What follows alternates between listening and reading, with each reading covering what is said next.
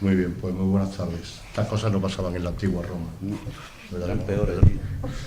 Bueno, buenas tardes a Los mercenarios. todos los presentes y en un nuevo acto, una nueva conferencia, en este caso la segunda, ¿verdad?, del ciclo conmemorativo del 50 aniversario, del cincuentenario del Museo de la Ciudad de Antequera.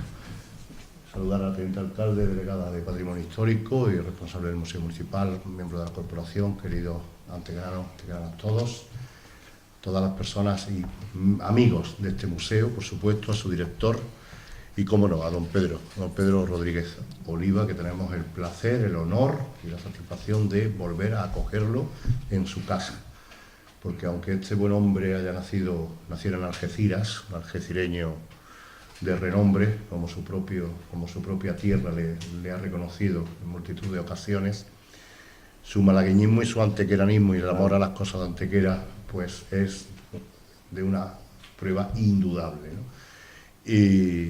Y siempre es una satisfacción cuando el museo pues le invita para que nos ilustre con su sabiduría, para que nos ilustre con su experiencia profesional y con su amor a la arqueología, que le hace ser pues una de las personas más doctas y que ahora nuestro director Manolo Romero pues nos va a acercar un poco más, porque además de ser profundo conocedor evidentemente de su biografía, es amigo y colega. Por tanto, enhorabuena, seguimos en el camino, ¿verdad, Ana?, del 50 aniversario del museo hasta llegar al próximo diciembre, en el cual culminaremos toda esta serie de actos que, como bien sabéis, tienen conferencias, tienen visitas, pero no solamente tienen actividades propiamente museísticas o que componen la parte correspondiente a lo que atesora nuestro museo, sino que va a haber actividades paralelas como música y otras de otras categorías que seguro que van a ser del agrado de todos. Muchísimas gracias a todos por vuestra asistencia semana a semana, que hacen que este museo esté más vivo que nunca. Muchas gracias a todos y de la palabra el director del museo. Gracias, Ana, alcalde. Muchísimas gracias a todos por vuestra presencia. Una tarde, yo siempre que cuando voy a presentar una conferencia me gusta sacar unas líneas, hacer un resumen del currículum, pero en el caso del currículum de don Pedro Rodríguez Oliva es prácticamente imposible, ¿no? De todas formas ya lo conocéis porque es la tercera conferencia que da en estos últimos 5 años, lo conocéis todos perfectamente. El hecho de que la escultura esté presente en la... Yo antes voy a decir una cosa. Cuando voy a participar en algún congreso de arqueología, como este último que hemos estado en Cártama sobre arqueología romana, yo siempre pido al organizador, digo, la única condición que pongo para ir es no estar en la misma sesión que está Pedro Rodríguez Oliva. Eso es fundamental. ¿Por qué? Por la elocuencia y la oratoria que tiene don Pedro hunde a cualquiera, ¿no? Y uno tiene complejo de estar dando patadas constantemente a la lengua de Cervantes, y es algo que a uno le preocupa, la verdad que le preocupa bastante, ¿no? Simplemente esbozaros el porqué, ¿no? El porqué la escultura debe de estar presente en la celebración de nuestro 50 aniversario, que yo sé que la mayoría de vosotros ya lo sabéis. Evidentemente, el descubrimiento del efebo está en la génesis del propio museo, tal y como nos ilustró la semana pasada Juan Campo con su magnífica conferencia. Me llamó mucho la atención el detalle cuando él hablaba de cuando se estaba formando el museo, en concreto en esta sede, la sede del Palacio de Nájera, y dijo que no había alusión periodística al efebo de Antequera, sino que la alusión era a Druso Mayor, ahora ya nuestro Nero germánico, después de los estudios que ha hecho doña Pilar León, ¿verdad? Pero es algo, un detalle que a mí siempre, desde entonces le llevo, Juan, está ahí, ¿no? Le llevo dando vueltas, ¿no? Es algo bastante, muy curioso, ¿no? Entre otras cosas tan importantes que comentaba la semana pasada. Bien, para no aburriros, simplemente algunas líneas sobre la figura de Pedro Rodríguez Oliva, de uno de mis maestros en la Universidad de Málaga, ¿no?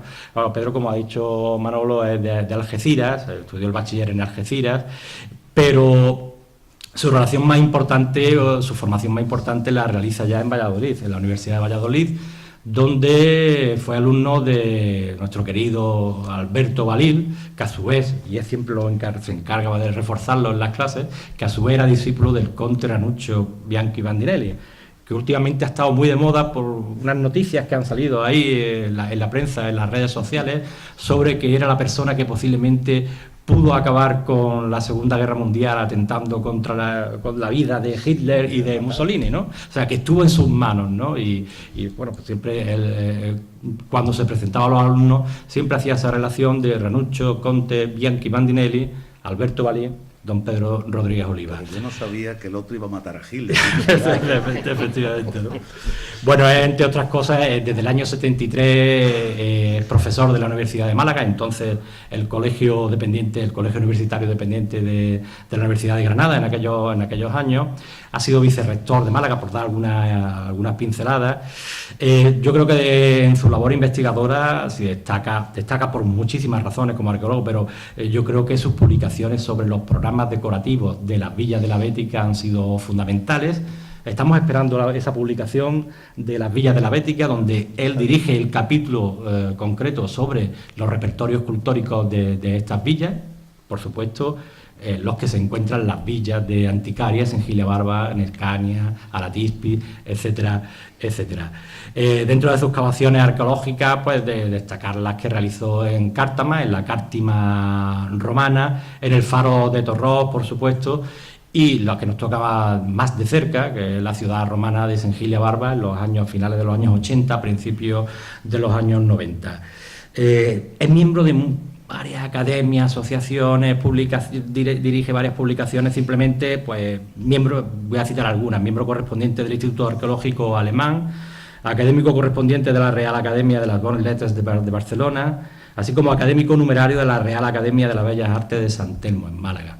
No quiero acabar, y ya es lo último que digo, si el otro día tuvimos una visita muy importante en la página de Facebook del museo, a la que todos invito a que de vez en cuando entréis, que era la visita del profesor Torelli de la mano del doctor Pedro Rodríguez Oliva. Y es mejor que nadie nos va a relatar alguna pincelada sobre esta visita, pero la palabra que el profesor Torelli es uno de los arqueólogos más importantes del siglo XX, y sin miedo a exagerar en absoluto, ¿no? Cuando él le encantó la museografía del museo, pero cuando ese espacio sorpresa y de pronto descubrió al efebo, su palabra, el italiano, dijo, hostia. Con eso me quedo. Muchísimas gracias, Pedro. Bueno, quiero tener la palabra. Muchas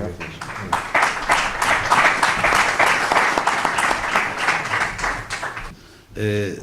Lo que han oído es una exageración de un amigo. No hagan mucho caso, porque las cosas que dicen de mí es por una razón. Algunos antiguos alumnos míos, aquí bastantes, veo muchos, me acaban de recordar que empecé a dar clase en la Universidad de Málaga justo cuando la universidad empezó. Así que imagínense, una universidad que ya tiene 40 y tantos años, pues esos 40 y tantos años han caído sobre mí y, hombre, algo tendré que haber hecho. Con lo cual dice, tiene muchas, claro, como iba a tener pocas, si tengo muchos años. Así que no es mucho mérito mío, el mérito quizás es de la gente con la que me he rodeado. A veces también la pura casualidad, en arqueología también ocurren las suertes y las cosas.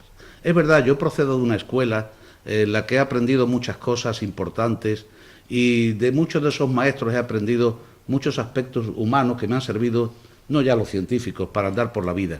Por eso yo, para empezar hoy, lo primero que tengo que hacer es recordar a una persona que tuvo mucha importancia en las cosas que yo voy a nombrar hoy, porque probablemente sin él yo no habría venido aquí tempranamente a ver el Museo de Antequera, no habría sabido de su trayectoria como persona que tanto hizo por esta ciudad, y se nos ha muerto, Manuel Cascales se nos ha ido. Eso es humano, evidentemente, a todos nos tiene que ocurrir. Lástima que para él haya sido pronto, también para sus amigos, pero yo creo que, señor alcalde y señora concejales, señores concejales, yo creo que ustedes han cumplido con una función que yo he puesto en esa fotografía tan representativa.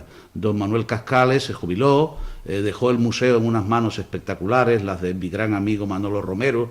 No voy a alabarlo porque ahí está su obra, y día a día, y lo que estamos haciendo, y esta ciudad reconoció en Manuel Cascales su mérito, haciendo que su jubilación fuera así, realmente administrativa, pero que aquí vemos cómo se le reconoció ser director honorario del museo, y lo ha sido hasta el último momento en que le despedimos en San Sebastián, hace ya, me parece que casi un año, o menos, unos meses. el tiempo corre, pero es verdad, hace mucho menos. De lo que les voy a hablar es una cosa que es muy conocida. Yo, si viniera aquí a decirles que voy a descubrir cosas nuevas a ustedes, los antequeranos, que conocen y que han conseguido hacer de esta casa un centro cultural de referencia, pues sería una pedantería por mi parte. Verán, porque las cosas que hay en este museo son tan importantes que son conocidas y además no solo se exponen aquí, sino que han sido solicitadas por instituciones culturales y han formado parte de exposiciones nacionales e internacionales que han permitido que a Antequera, a través de su arqueología romana, se la conozca en muchos sitios. Yo he traído dos ejemplos. Esa imagen en la que se ve en una vitrina piezas de diversos lugares, pero dos las conocen ustedes muy bien, hablaremos de ellas, son de aquí, del Museo de Antequera, y estuvieron en una importante exposición en Madrid relacionada con la destrucción de Pompeya, y no hace tanto tiempo de ello. Y he puesto la otra, la portada del catálogo de la exposición magnífica que hubo hace muy pocos años en Sevilla, promocionada por Focus Abengoa y con el patrocinio de la Consejería de Cultura de la Junta, en la que incluso, como ven ustedes, la portada era un reflejo de que una de las piezas fundamentales que había allí era el efebo de Antequera. Realmente la colección de esculturas de este museo se puede calificar como de verdaderamente importante y contiene incluso alguna obra que, aparte de ese epíteto que el otro día se le escapó al profesor porque se quedó realmente impresionado, él calificó a algunas de estas cosas como verdaderamente bellas y también como verdaderamente, alguna de ellas, maravillosa. Estas palabras no son mías, son de Mario Torelli, que es el equivalente al Premio Nobel de la Arqueología Clásica, que le fue concedido en el año 2014 y que le recibió de manos del presidente de la República de Italia. Le explicamos el otro día a Torelli que el que aquí exista un museo como este, que ahora celebra 50 años, no es una cosa casual. Porque celebramos 50 años del museo que se inauguró hace 50 años en este palacio, pero todos sabemos que Antequera ha tenido una larga historia de museos y algunas de las cosas de las que yo voy a hablar se puede decir que desde un punto de vista museográfico y museológico son de las primeras que en España han tenido esa función, porque no hay que olvidar algo que yo no vengo simplemente aquí a recordar, que Antequera es una ciudad que en pleno Renacimiento erige en la parte de arriba, frente a Santa María, un arco de triunfo dedicado al rey Felipe II, pero que tiene un significado mucho más profundo incluso que el que una alemana, la doctora Passrang, ha querido explicar ahora, de que era normal que cuando un rey se acercaba a uno de sus reinos, Felipe II había venido a Sevilla y allí le habían dedicado arcos de triunfo. Claro, al rey se le recibe con arcos de triunfo, pero esto era algo más, porque podría haber bastado con poner la inscripción que se puso, dedicada al rey. No, si miramos lo que acordaron los representantes municipales en el gobierno municipal de la ciudad de Antequera, ahí está el texto que José María Fernández en su día publicó, se dicen cosas que realmente resultan llamativas y son casi únicas en la España de entonces. Y dice que para que la gente pueda ver y pueda conocer y para que se puedan conservar y para que no se pierdan, se ordena que de varias ciudades romanas que hay en el entorno nombran a la propia ciudad de Anticaria. Ellos no sabían que se llamaba Anticaria, pensaban por las inscripciones que se llamaba Antia. Eso se descubrió poco después, por una razón bien elemental. La letra K se escribe de una manera especial en las inscripciones y Anticaria se escribía normalmente con la letra K, no siempre con la K, otras veces con la C. Y al leer la abreviatura AE de Anticariae, leyeron Antia. Por eso lo que dice la inscripción, que está en el arco de los gigantes, es eso que se ven ahí. Antiae, de Nescania, de Iluro, de Singilia, de todos esos lugares se recogieron inscripciones y se recogieron también estatuas. No en balde el nombre de Arco de los Gigantes deriva de la presencia de esculturas que estaban colocadas ahí, algunas de las cuales se conservan y no son quizá ahora mismo las más importantes, porque la ciudad tiene en este museo una representación de tipo de escultura realmente singular. Sin temor a exagerar, se puede decir que el Museo de Antequera tiene una colección en la que está representado casi todo lo que son las modalidades de la escultura romana. Pueden ustedes imaginar que la escultura romana cumplía una función. Uno piensa cuando ve una escultura de la antigüedad que la función sería religiosa, si estaba en un templo, la imagen de una divinidad, que sería decorativa, si estaba colocada en un lugar de la casa, sobre todo en el jardín, en el peristilo, sería política, si la imagen era del emperador o de un personaje principal de la ciudad, en el que se colocaba públicamente su retrato, podía tener multitud de funciones. Y yo diría que casi todas esas modalidades, de un modo o de otro, lo podemos encontrar aquí. Vamos a ver algunos ejemplos de cosas que ustedes conocen muy bien, sobre las que yo simplemente voy a hacer un pequeño comentario. Ninguna aportación nueva, porque, como digo, estas cosas están muy bien estudiadas. Todos ustedes conocen este altar romano hecho en piedra local, en caliza del Torcal, por lo tanto realizado aquí, que no procede de aquí de la ciudad, pero es del entorno, probablemente de Oscua, del Cerro del León, ahí al lado, pasado el Torcal. Este es una pieza que, si ustedes se han fijado, estaba colocada, como está ahora su copia, arriba, en la parte de arriba del Arco de los Gigantes. Es decir, que esta pieza se ha salvado, casi con seguridad, cuando se desmontó para traerla al museo que estuvo en el ayuntamiento y cuyas piezas después Manuel Cascales y las autoridades de entonces trajeron a este palacio, y aquí se sigue conservando en las nuevas instalaciones.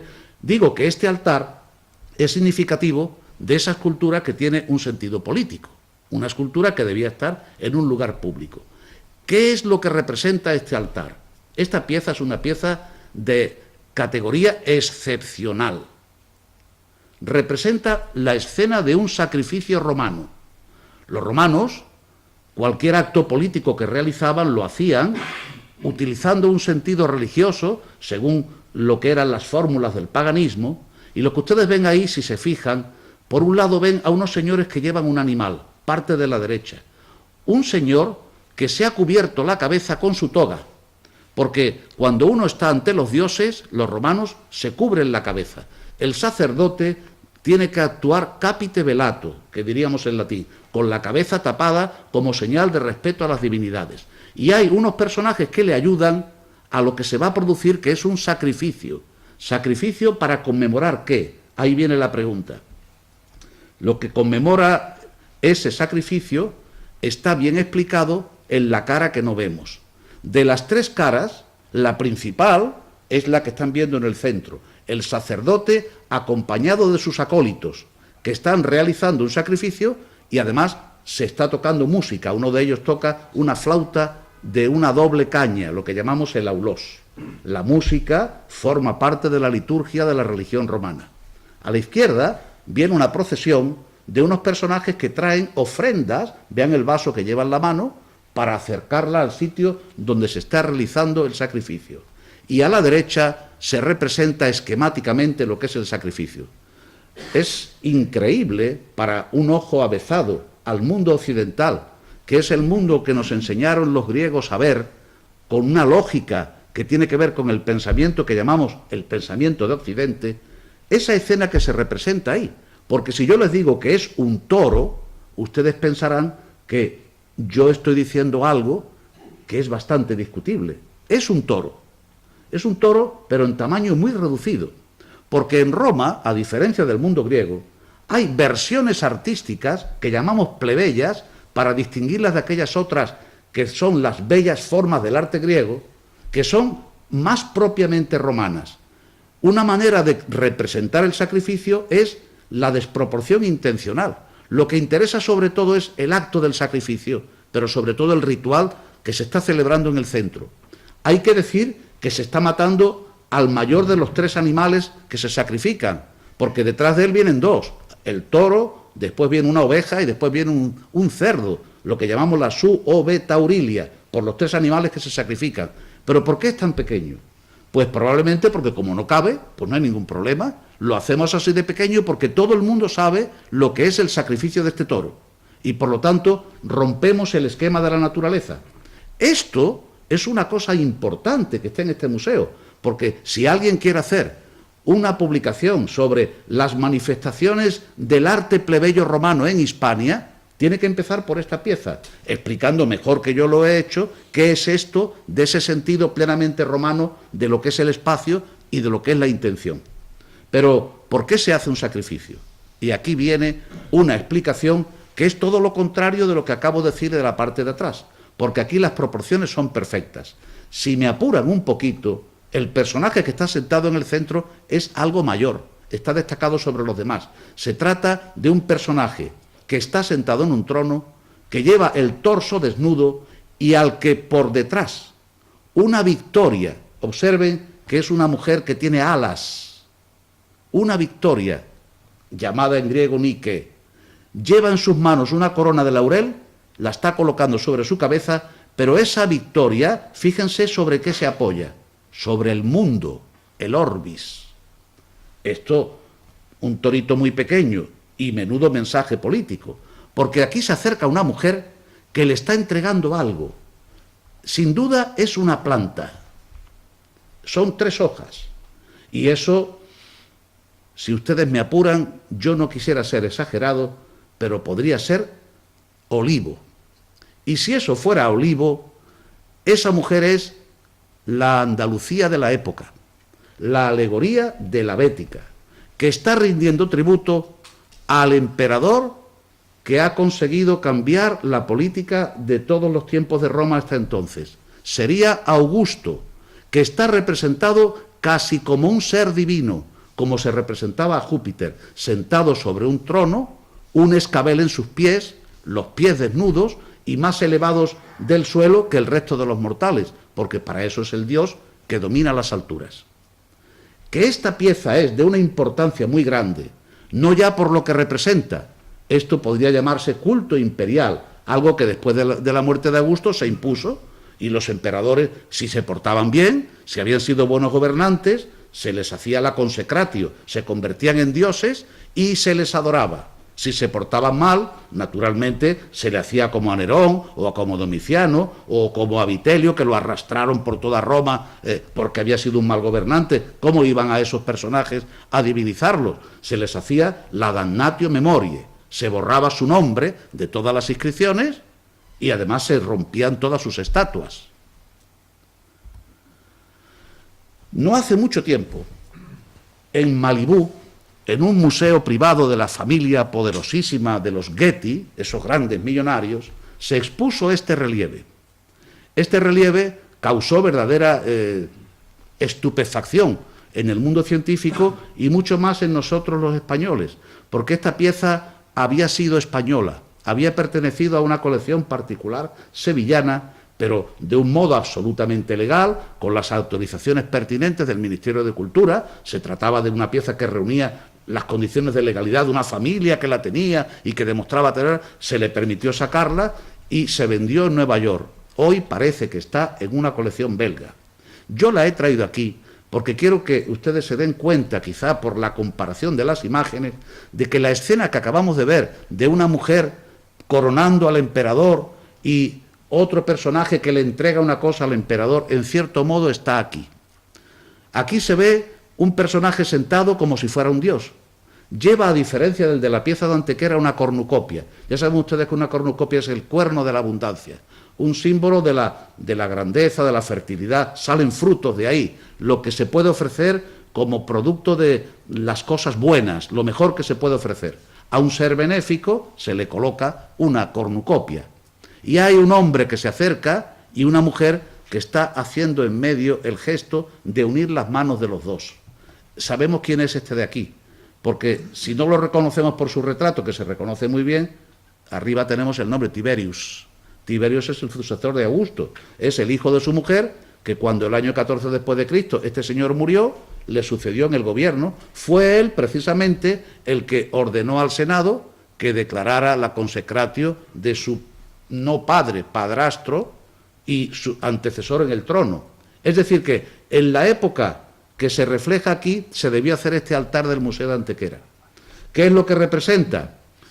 Un norteamericano ha escrito que esto es la concordia, la mujer que está en medio, Y yo, en un congreso que tuvimos el año pasado, nos invitaron a Nápoles, presenté esta pieza y dije que vaya concordia. Es decir, qué necesidad tenía Augusto muerto de darle la mano a su sucesor, que venía aquí porque estuvieran peleados. La concordia es una diosa, que lo que significa es que después de que nos hemos peleado, ahora nos entendemos. Así que nada de eso. Esa mujer es Livia, que es la madre de Tiberio y es la viuda de Augusto. ¿Y qué es lo que está haciendo? Pues le está entregando a Augusto, le está entregando Tiberio al sucesor Augusto. Y esto aparece aquí en la Bética. Alguien podrá decir que esa cara es muy ideal y que no se trataría de la viuda de Augusto. En última instancia podríamos pensar que, siendo la pieza andaluza del entorno de Sevilla, se estaría refiriendo a lo mejor a la provincia de la Bética. Y esto es una teoría, pero desde luego que hay relación entre el altar de Antequera que yo expuse en ese congreso y que algunos que no lo conocían, no sé por qué, porque esta pieza es conocidísima, se quedaron entusiasmados con el significado simbólico de esta pieza. Bueno, que se trata del emperador también se puede demostrar, porque dijeron que llevando una cornucopia, pues es un genius. Un genius es un personaje que produce el bien. Hay un genius del senato, un genius de las personas, un genius de todo. Y hay un camafeo que se conserva en Viena de Calígula, uno de los inmediatos sucesores, en el que ven ustedes que Calígula, que está sentado al lado de Roma alegorizada, lleva en su mano una cornucopia. Así que, ¿por qué tiene que ser un genius? Podría perfectamente ser el emperador. ¿Y qué emperador? Pues el que había sido gobernante antes de la llegada al trono del que se acerca a él. Pongo esto como paralelo de la pieza de Antequera, lo hice allí porque creo que es un documento más que nos viene a ayudar a comprender la importancia de este altar llamado de Sabora, del Cerro del León, pero al que yo le llamo el altar del Arco de los Gigantes, porque si lo conocemos desde 1585, en que esto estuvo colocado allí, y todos los antequeranos y quienes visitaban la ciudad podían ver esta maravilla colocada en el arco, que sin duda los que lo pusieron, que eran aquella gente de la escuela de latinistas que estaba allí junto a Santa María, sabían lo que ponían, porque si no, no lo hubieran elegido en el sitio principal, bajo los pies de la estatua de Hércules, en todo un simbolismo que indica el grado cultural que este ambiente de la Antequera del siglo XVI tenía. Todos ustedes han visto una esculturilla pequeñísima, de bronce, pasa casi desapercibida, a no ser que a uno le dé por mirar con atención, porque su tamaño es muy pequeño. Esta pieza ingresó en el museo, no es exactamente de Antequera, procede de Hoyo de Alimanes, una zona que está ahí en el límite con Villanueva del Rosario, bueno, tierra antequerana, y por eso está aquí. ¿Y qué es lo que representa? Es una mujer sentada que lleva en su cabeza, como ven, una corona. La corona no es una corona al uso, es una corona que llamamos mural, como cuando se representan la República Francesa, porque lo que representa son los muros de una ciudad, la muralla de la ciudad. Y está sentada y está pisando a un joven que está nadando a la braza, está dando unas brazadas porque se trata del río que lame las murallas de la ciudad y que pasa al pie de ella. Todos han visto esta pieza y la explicación que está en su vitrina, que dice Antioquía del Orontes. Antioquía del Orontes es la capital de esa región de Siria, la capital antigua. Hoy es la ciudad de Antaquia, un lugar desgraciadísimo, porque en estos momentos ahí están pasando cosas terribles que reflejan que la humanidad de vez en cuando pierde la cabeza y no tiene el menor respeto por los seres humanos. Es una preciosa ciudad, o al menos lo era, Antioquía, la tercera de las grandes ciudades del Oriente, Alejandría, Antioquía. Y si ustedes me apuran, pues siempre, si vamos a misa, muchas veces oímos hablar de esta ciudad, porque San Pablo tuvo allí una actividad extraordinaria. Es más, es el sitio donde, al parecer, por primera vez, los seguidores de Cristo se empezaron a llamar cristianos, porque hasta entonces solían llamarse seguidores del hombre de Nazaret, y se llamaban nazarenos. Antioquía es una ciudad de una importancia extraordinaria, y una ciudad que fue fundada el año 300 a.C., en un